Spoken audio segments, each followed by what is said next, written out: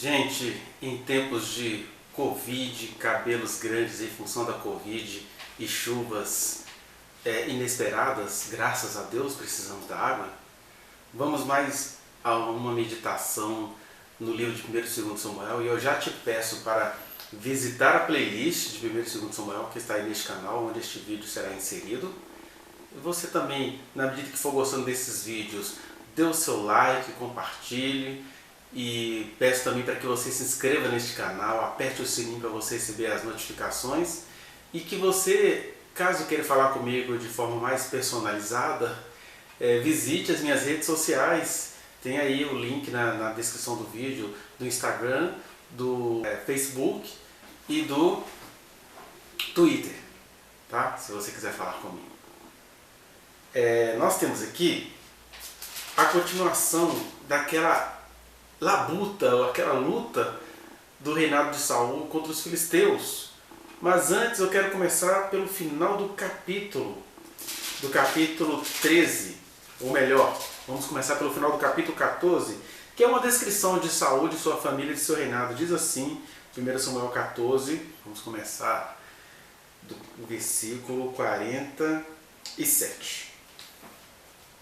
Tendo Saul assumido o reinado de Israel, pelejou contra todos os seus inimigos em redor, contra Moabe, os filhos de Amon e Edom, contra os reis de Zobá e os filisteus, e para onde quer que se voltava era vitorioso. Houve-se varonilmente, ou seja, foi cabra macho, né? Com virilidade, com varonilidade, com quem tem culhão, como gostam de dizer os filhos do presidente. E feriu os amalequitas e libertou a Israel das mãos dos que o saqueavam. Os filhos de Saul eram Jonatas, Isvi e Malquizua. Os nomes de suas duas filhas eram o da mais velha Merabe, o da mais nova Mical. A mulher de Saul chamava-se Ainoã, filha de Ahimaás. O nome do general do seu exército, Abner, filho de Ner, filho de Saul. Quis era pai de Saul e Ner, pai de Abner, era filho de Abiel. Por todos os dias de Saul houve forte guerra contra os filisteus, pelo que Saul, a todos os homens fortes e valentes que via, os agregava assim. Este é então um resumo da história do rei Saul, o primeiro rei de Israel. Por que eu começo aqui? Porque, primeiro, Saul então preencheu os requisitos que o povo queria. E, em sendo rei de Israel, naquela cultura beligerante, já tenho dito isso e vou deixar novamente para você aí na descrição do vídeo, os vídeos que falam sobre por que Deus falou com aqueles povos por meio da guerra, apesar da beligerância e por vezes operando a salvação através dessa beligerância. Saul cumpriu os requisitos de um rei, que Israel queria um rei que fizesse as guerras deles como os reis dos outros povos faziam. Então Saul chegou com essa vibe do herói, do homem que era varonil, que era cabra macho, que enfrentava todo mundo. E essa era a cosmovisão da época, e a gente não tem nem que julgar as pessoas por pensarem assim, porque nós também temos as nossas próprias gafes existenciais. Não temos também que trazer para nós esse espírito beligerante de ódio às outras nações. Porque nós, por exemplo, somos supostamente mais amorosos, mas ficamos inventando calúnias terríveis contra a China. A China é um povo que tem uma cultura estranha aos nossos olhos e tem lá suas questões espirituais, tudo bem? Mas isso não é motivo da gente ficar nessa contenda. Nós temos muitas coisas pessoais para observar do que ficar atribuindo toda a desgraça do mundo à China, ou às vezes às mulheres, ou às vezes aos fracos, aos pobres, às pessoas pretas, às minorias, né? Conforme quem está no poder assim as julgam, os fracos, né? Mas beleza, Saul era um ser humano e estava cumprindo ali o seu rito de rei em cerca de 1900, no ano 1000 ou ano 900 a.C. por aí. Por outro lado, e aí a gente volta lá para onde a gente parou no vídeo anterior, que eu também vou deixar aí o link para você assistir, a gente volta para o versículo 24, que é aquele contexto onde estava havendo uma perseguição que era necessário aos filisteus que vinham por muito tempo dominando Israel de maneira macabra, atrapalhando-lhes a produzir, inclusive eles não podiam produzir nem as suas armas de defesa. E aqueles povos precisavam se defender, né? Muito mais do que o Brasil, que tem um exército atualmente que não tem utilidade nenhuma, a gente nunca está em guerra contra ninguém, o mundo ama o Brasil, mesmo pensando algumas coisas erradas sobre o Brasil, mas o Brasil, mesmo com o exército que tem, fica aí se acabando para agradar um ou outro presidentezinho aí que perdeu as eleições, né? Mas no caso de Israel não, eles precisavam lutar. E aí a gente tem algumas questões espirituais aqui envolvidas nessa limitação cosmológica de Israel. Porque nós temos aqui no versículo 24 que o Saul ele comete um absurdo. Olha só, você está no meio de uma guerra, precisando perseguir os seus inimigos, porque ou você os persegue, ou eles acabam com a nação que mal estava se formando, né? E aí o Saul faz a seguinte conjuração, convoca todo mundo para quê? Ele diz, maldito o homem que comer pão antes de anoitecer, para que me vingue de meus inimigos. O que o rei Saul faz, gente? O rei Saul chama todo mundo para ficar... os caras precisavam de energia física, porque a beligerância tinha teor físico. Aí o que o Saul propõe? Maldito é aquele que comer pão, porque o jejum vai fazer Deus me dar a vitória. Gente, que loucura é essa? Talvez o Saul tinha na mente dele aquela história de que o povo marchou cantando ao redor das muralhas de Jericó, ou que alguma outra coisa. Jesus, né? Ele não conhecia o Jesus, mas algum crente tipo Saul pode pensar assim, não, Jesus ficou 40 dias no deserto sem comer pão, e Moisés ficou 80 dias sem comer e beber, então por que o Saul não poderia ter uma fé em Deus para jejuar na hora da guerra? Sabe por quê? Porque existem milagres que eles só acontecem se for Deus. Se Deus aparecesse para o povo e falasse assim, gente, essa guerra é minha, vocês vão ficar sem comer, porque vocês vão ver o grande livramento que eu vou dar a vocês. Aí beleza. Foi Deus quem estava com Moisés no monte. Moisés ficaria 300 dias sem comer nem beber, porque a vida em pessoa estava ali com Moisés, lhe dando vida. Jesus ficou 40 dias e 40 noites sem comer, porque ele estava precisamente com o seu pai, em diálogo interno com o seu pai, mas isso não é doutrina para ninguém. Porque uma coisa é a experiência específica que eu e você venhamos a ter com o Senhor, e outra coisa é a gente transformar isso em doutrina sobre a vida alheia. Isso é paganismo, isso é ainda lá na antiguidade o espírito do anticristo. Porque se Deus não se manifestou, se Deus não falou, se Deus não deu essa orientação, né, e o profeta Samuel já está aqui sumido, né, velho, sumido, então não tinha orientação divina para o Saul chegar com esse fetichismo. Não, eu sou homem de fé, eu creio no milagre, então vamos ficar sem comer, que é assim que o Senhor vai me dar vitória. Tinha essa questão desse milagre burro, e tinha outra questão também de um isolacionismo. Não, eu preciso me instituir como rei, então ninguém vai comer porque a vitória tem que ser minha. Porque textos anteriores vão mostrar que o povo de Israel estava desarmado porque os filisteus não os permitiam fazer suas armas. Mas Saul e o seu escudeiro, eles tinham armas. Saul, o seu escudeiro, Jonatas, ou seja, a elite estava armada. Então é muito fácil pedir a quem está desarmado para fazer jejum. Parece um certo líder que as pessoas acham que foi colocado por Deus, né? Que como ele tem lá sua equipe médica para socorrê-lo, ele faz a população banalizar a luta contra a Covid. Vocês conhecem muito bem sobre quem eu estou falando. E aí Saul vem com essas imbecilidades. Por isso que essa é a imbecilidade. Porque ele convoca o povo para não se alimentar quando o povo precisava alimentar. Primeiro, porque ele tinha uma fé fetichista. Segundo, que ele queria sobressair-se às custas da desgraça do povo, né? E aí o texto vai sendo dramático, porque vai dizer no versículo 25, pelo que todo o povo se absteve de provar pão. Provar pão. O povo não podia nem provar pão. Todo o povo chegou a um bosque onde havia mel no chão. Chegando o povo ao bosque, eis que corria mel. Olha que tentação, velho. Mas aí era a tentação de Deus. Porque Deus não mandou ninguém ficar sem comer. Não é? O povo de Deus tem que ouvir a voz de Deus. Mas o Saul queria se pôr sobre Deus, ou se pôr como Deus sobre o povo. E aqui eu ainda faço um intervalo para te dizer isso. Deus não se faz de rogado. Deus não terá ninguém por inocente nesse sentido. Você é rei, foi escolhido pelo povo, eu te levantei, eu te dei dons, te dei privilégios. É privilégio que eu nem gostaria de te dar, mas o povo acha que você tem que ter esses privilégios. Toma, Saul, você tem domínio sobre o povo. Mas uma coisa você não vai passar ileso. Ou você aprende a consultar a mim, porque o povo é meu. O povo fez um pedido burro de pedir um rei. mas o povo é meu. E você tem que se comportar como o meu escudeiro fiel contra os inimigos do meu povo e como pastor fiel cuidando desse povo para mim. Porque o povo é meu, Saul, o povo não é seu. E Deus faz isso com Saul, Deus faz isso com profeta, Deus faz isso com presidente de denominação, Deus faz isso com teólogo tipo Iago, sei lá das contas, fica aí julgando as pregações amorosas do Ed René Kivitz e do pastor Caio Fábio. Aí Deus fala assim, Iago, você é gostosão, Iago, playboy da teologia, se vire com a sua teologia.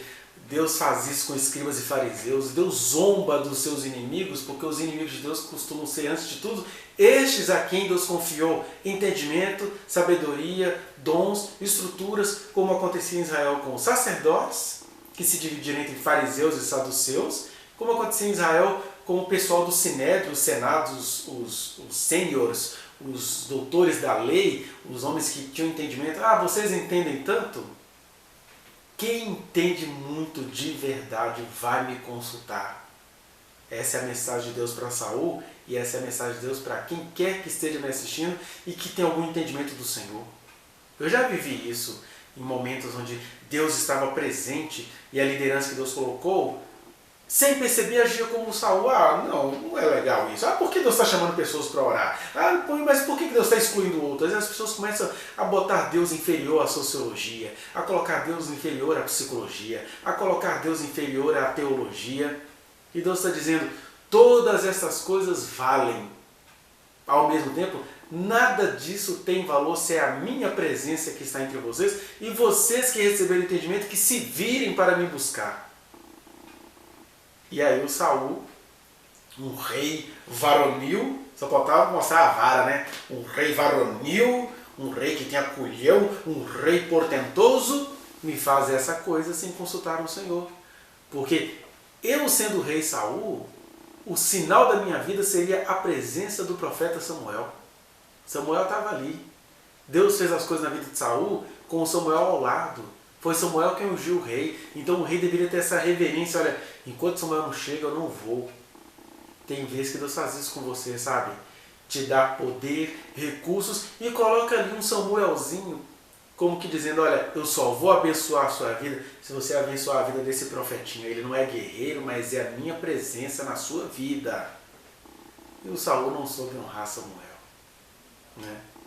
E Deus não se faz de rogado. Deus vai cobrar de Saul como macho. Não é varão? Não é varonil? Vai ser macho para aguentar as consequências. Mas beleza, quem salvou Saul foi o seu filho Jonatas. Salvou a revelia de Saul. Porque vai dizer assim,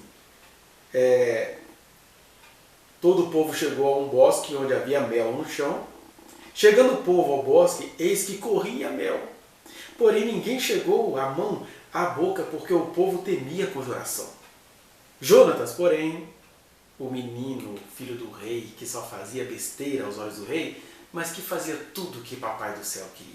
Quantos bocoiós Deus tem no nosso meio para salvar reis imbecis. Não é verdade? Olha só, a gente não pode ser fiel a rei, a gente tem que ser fiel àquele que o colocou lá. Viu, fãs do presidente Bolsonaro? Jonatas, porém, não tinha ouvido quando seu pai conjurara o povo e estendeu a ponta da vara que tinha na mão e a molhou no favo de mel e levando a mão à boca, tornaram a brilhar os seus olhos, todo mundo esfreimado.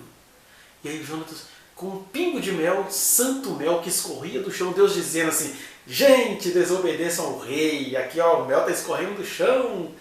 E o Jonatas desobedece ao rei e ao papai biruta, embora escolhido por Deus.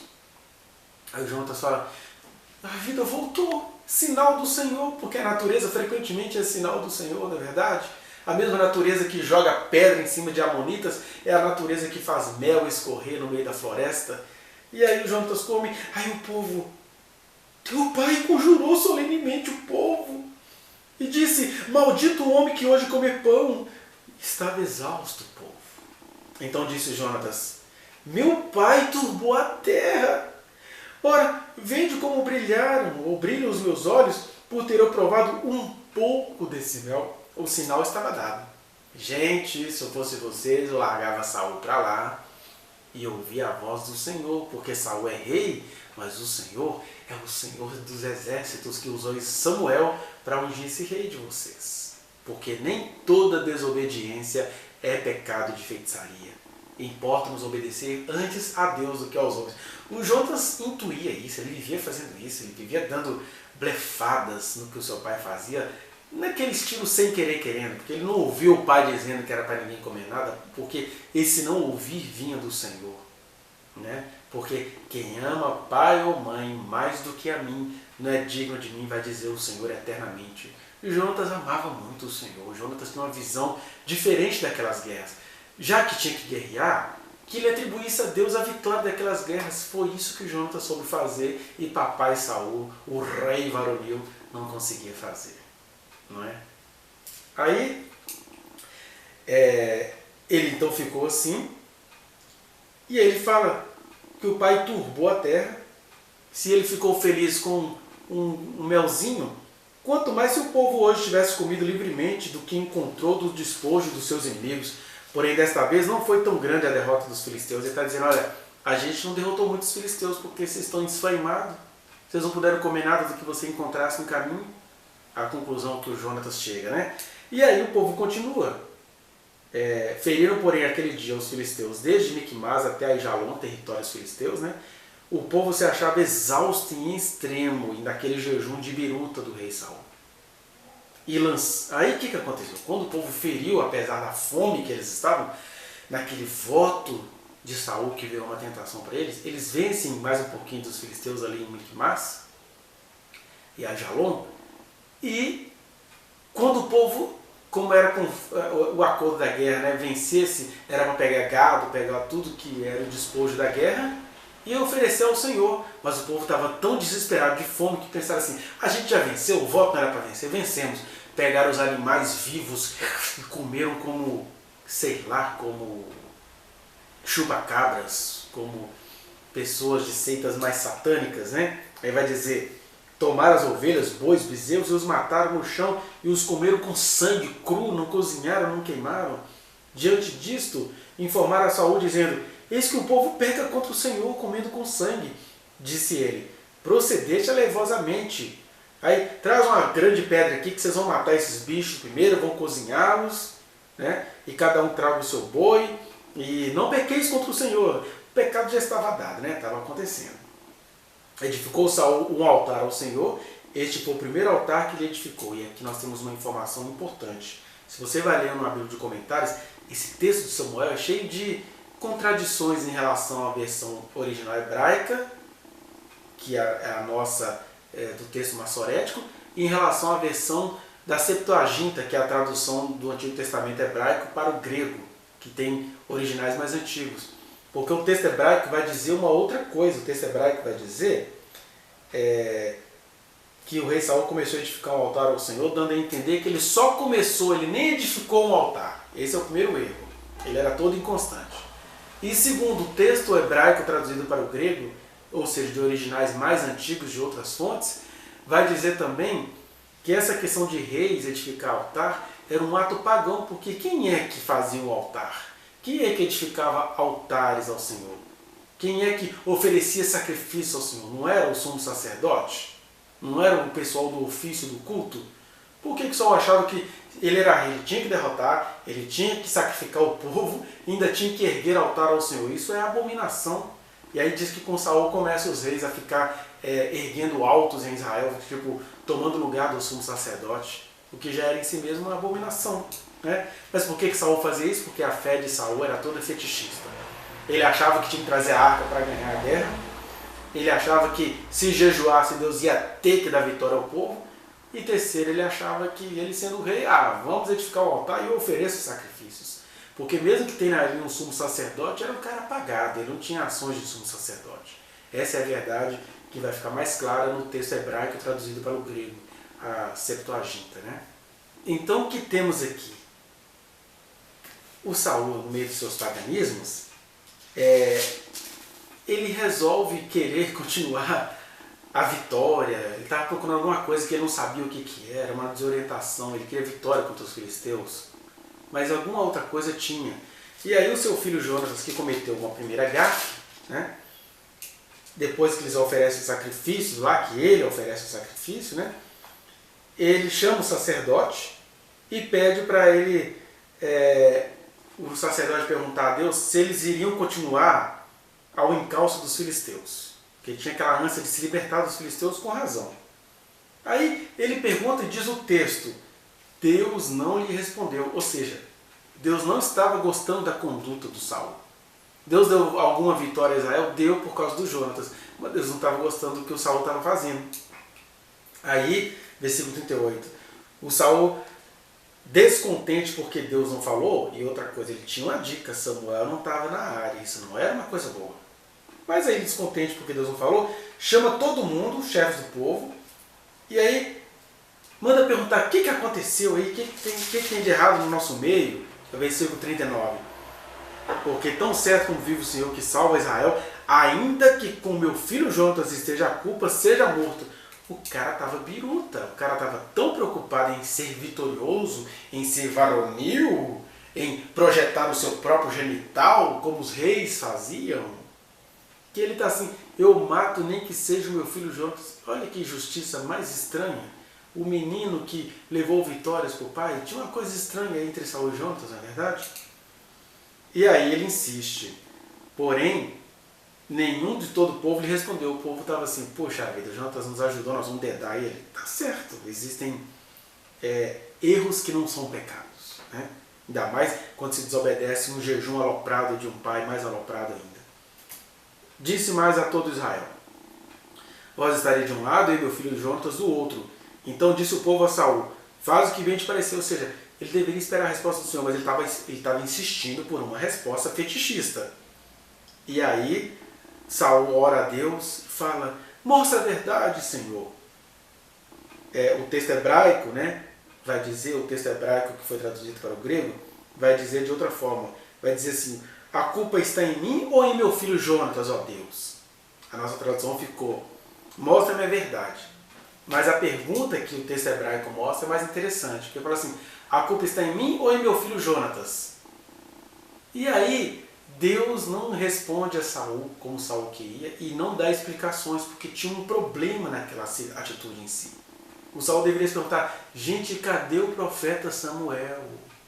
Cadê o profeta Samuel? Ele não perguntou, ele queria agir como rei. O profeta me consagrou, fique para lá, a ingratidão de Saul, né? Mesmo sendo levantado por Deus. Então, foi indicado por sorte, isso não tinha mais nada a ver com Deus, era tiração de sorte. Então Jonatas e Saul foram... engraçado, ele pergunta se o pecado está nele ou no Jonatas, mas a sorte mostra os dois, porque Deus estava querendo que Saul usasse o discernimento. Deus não estava respondendo as perguntas de Saul, Deus estava querendo que o Saul parasse tudo. Gente, nós somos povo de Deus, ninguém sai daqui enquanto o Senhor não falar, ou ninguém vai à guerra enquanto o Senhor não falar. Mas o Saul foi fazendo as suas interpretações. E aí, tira uma outra sorte, e aí cai no Jonatas. É interessante que quando a sorte cai no Jonatas, o Jonatas é humilde e fala, olha, eu provei o melzinho que o Senhor disse que não era nem para provar, eu provei. Estou aqui para ser morto. E aí o Saul vem com seu justicismo, parte 3. Né? Que é a primeira loucura, fazer jejum no meio de uma guerra. Segunda loucura, falar que até o filho dele seria morto. Terceira loucura, Deus me faça o que bem lhe aprouver, é certo que morrerá, Jonatas. Aí nessa hora, a voz do povo é a voz de Deus. O povo se junta, ninguém vai matar Jonatas aqui não. O Senhor nos deu vitória através de Jonatas, ninguém vai matar. E aí o Saul vai ficando frustradinho, e diz o texto que Saul deixou de perseguir os filisteus e estes se foram para a sua terra. E assim termina a amargura produzida pela falta de discernimento de Saul. Porque ele estava com a determinação de matar o filho dele no nome do Senhor.